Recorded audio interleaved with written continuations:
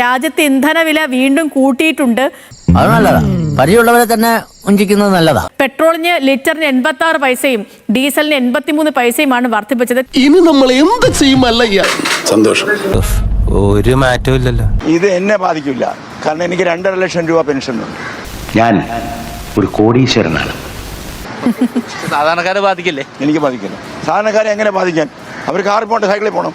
എന്ത് നല്ല മനുഷ്യനല്ലേ. ഒരപ്പിരിയാണേ കണ്ടപ്പോഴേ തോന്നി. ഈ പെട്രോളിന്റെ പോകാൻ യോഗ്യത ഉള്ളവൻ എന്നെ പോലെ ഉണ്ടാക്കിയെടുക്കും.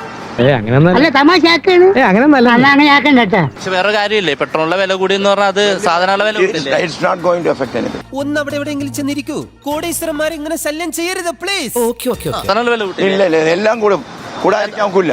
പെട്രോള് കുറഞ്ഞുകൊണ്ട് വരികയാണ്, അതിന്റെ നിക്ഷേപം കുറഞ്ഞുകൊണ്ട് വരികയാണ്. അയാൾ എന്താ പറയുന്നേ? എനിക്കറിയാം എന്തോ കാര്യമായിട്ട് പറയുന്നു. അപ്പൊ നമ്മൾ ഊറ്റിയെടുത്താണ് കൊടുക്കുന്നത്. കുറെ കഴിയുമ്പോൾ പെട്രോൾ ഉണ്ടാകത്തില്ല. അതുകൊണ്ട് there is a requirement of putting a brake to it. അതിനൊരു തടയിടേണ്ടത് ആവശ്യമാണ്. ശരിയാണല്ലോ, ശരിയാ. ആദ്യം ഒരു അല്പ അസൗകര്യം കാണും, പിന്നെ അത് ശീലമായിക്കോളും. I support that.